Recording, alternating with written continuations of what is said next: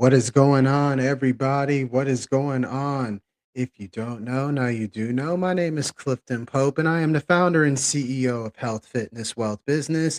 I appreciate everybody showing love to the CP Holistic FM YouTube channel. Be sure to continue to hit that subscribe button if you haven't already. That way, you can stay up to date with the latest videos on all things just unlocking really the mind, body, and spirit's full potential. It's an extension of what was started within my latest book, The Fitness Mirage, and we decided that why not turn it into its own YouTube channel. So I want to talk about today in particular 5 signs you may be going through a spiritual awakening. And one thing that I've noticed off the top about spiritual awakenings is that they're not always dramatic as they seem. It begins sometimes quietly. Maybe like a question comes up, a certain feeling, a growing awareness that the way you've been living no longer feels aligned. I know that's been happening to me off and on throughout this whole year alone. But I want to be clear on this because spiritual growth is not a replacement for medical or mental health support. I want to make that clear because if you're experiencing severe anxiety, depression, confusion, or changes that interfere with daily life, I want to put a disclaimer out there. Please reach out to a qualified professional who can help you manage those issues. And if you've been feeling more reflective, more sensitive, and more connected to purpose, this message may be speaking directly to you. So let's get into it, shall we? The first sign of the 5 signs that you're going through a spiritual awakening. The first sign is usually your old life no longer feels fully aligned. Now, the first sign is that your old life may no longer feel like it fits. And what I mean by that, same job, responsibilities, routine, relationships, something inside of you is changing despite having all of those things.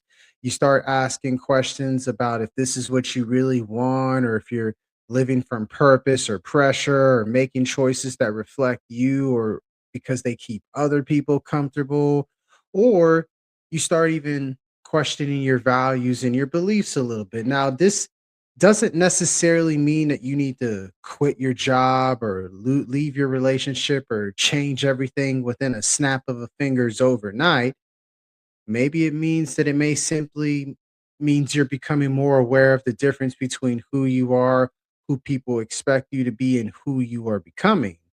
It's a big difference between who you are, who people expect you to be, and who you are becoming.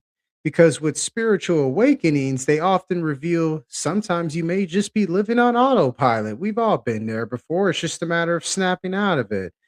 We have to realize that certain habits and environments and relationships were built around like an older version of you. And we got to grow through what we go through. That way we can go out with the old and in with the new, because that realization can feel uncomfortable, but discomfort is not always a warning to run. Maybe it's an invitation to grow. And sometimes you just got to get comfortable with being uncomfortable, as they say. So ask yourself something like, where in my life am I performing a role instead of living from truth? That's a great place to start.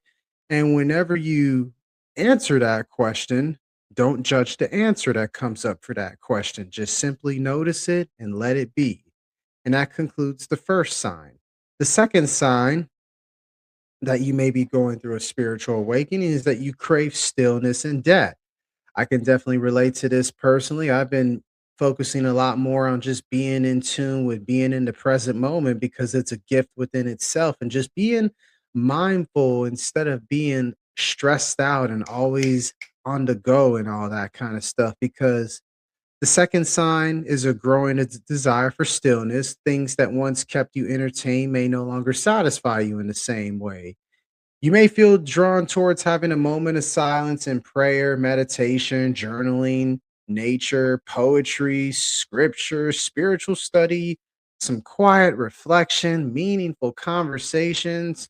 You're not necessarily trying to escape people or responsibilities. You're just looking for space to hear yourself from within a little bit more clearly, because With all the constant noise from like social media, work, entertainment, all the notifications we get, all the opinions and endless information that we see, sometimes during an awakening, I will say this, you may begin to recognize that noise is not the same as connection. I will say that. Stillness gives you room to process what you've been carrying, and you may discover that underneath all the busyness and the noise or emotions you never had time to feel, all the anger, the loneliness, grief, maybe some gratitude or hope, or just a desire for something more meaningful. And that's why stillness is very important because stillness does not always feel peaceful at first, but it is revealing. And the goal is not to empty the mind completely, but the goal is to become aware of what's happening within you without immediately reacting to it. Basically, becoming one with the awareness and stillness within you and all around you. So you could just do that in a few minutes. Just sit quietly, breathe slowly in through your nose, out through your nose or mouth, and then just ask yourself, what is my inner life trying to tell me?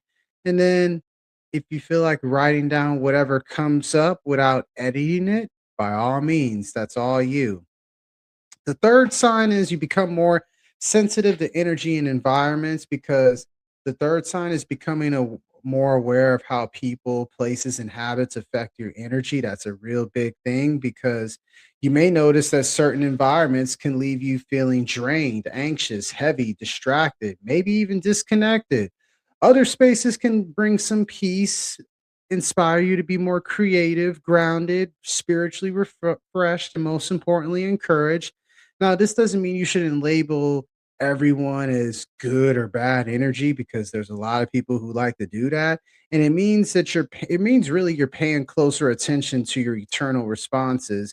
And you also become more sensitive to constant negativity. And at the same time, you're drawn more towards a meaningful community and people who encourage growth and healthy routines and really honest relationships on top of that.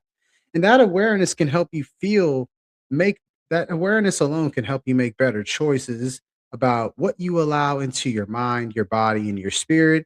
And it allows you to stay grounded, but not every uncomfortable feeling means someone is dangerous. And not every peaceful feeling means a decision is automatically wise. I just want y'all to remember that. Little thing you could also do is use things like discernment, reflect alongside reflection, facts, prayer, meditation, sound counsel, all those things. And a good question you could also ask yourself while you're doing all of that is what consistently leaves me more grounded and what consistently pulls me away from peace? Because that question can reveal a lot about your current season. That's for sure. Fourth sign, you start seeing meaning in your experiences. And this begins, you look at your experiences through a lens of meaning. You start asking, what is it teaching you? What kind of patterns are repeating? What strength is being developed in yourself? And what am I being invited to release? And it means that not every painful event was sent to punish you. It also does not mean you should blame yourself for everyone or everything that happens. You can only control really how you react or respond to it. The goal is not to romanticize suffering by any means. The goal is to refuse to let suffering be meaningless. Sometimes, really, the transformation comes after the experience when you begin to make different choices because of what you learned. That's something that I've been dealing with myself personally. So maybe you used to say yes to everyone and resent it later. Now you're learning to say no, or I need time to think about it, or if it or this doesn't work for me. It's not being selfish. It just means spiritual maturity and a healthier stewardship. That's for the fourth sign, by the way. The fifth and final sign is that you have been called to live with more purpose, and that's a stronger desire to live with purpose, of course. And you may be feeling called to serve others, create something more meaningful, repair relationships, care for your mind, body, and spirit, deepen your faith, share your story, or pursue something that reflects your values, or become really more intentional with your time. Because purpose is not always a massive assignment. It maybe purpose can be being more present within your family, within your kids for who are parents, becoming emotionally healthier, staying true to your word, taking care of your overall health and well being, and encourage someone who is struggling. A spiritual awakening often shifts the question from what can I get to what can I contribute. It also shifts success from being only about status, money, or recognition, which is okay to a certain degree, but it shifts it to more towards peace and integrity, service, growth, relationships, and most importantly, alignment. Your purpose does not require you to become someone else. It often requires you to become more honest about who you already are and what you are meant to develop into. So, how to move through an awakening responsibly. I will just say this, if you recognize these signs, there's 5 ways you can stay grounded. Slow down, you don't have to make every decision right away. Process it a little bit and let it sink in before you do that. Stay connected, healthy spiritual growth should not require complete isolation, Find some people you could trust. That always helps every now and then. Take care of your body, obviously, movement, breathing, thinking, nutrition, hydration, and sleep. I can't stress that enough because spiritual growth is not an excuse to neglect your physical health. I want to make that perfectly clear. Test what you believe, write, study, pray, reflect, meditate, seek wise counsel because not every thought or feeling is automatically truth. Kind of sort that out a little bit. Fifth one, practice, don't perform. You don't need to prove that you're awakened. Let the evidence show up in how you treat people, how you make decisions, and how you live with your values.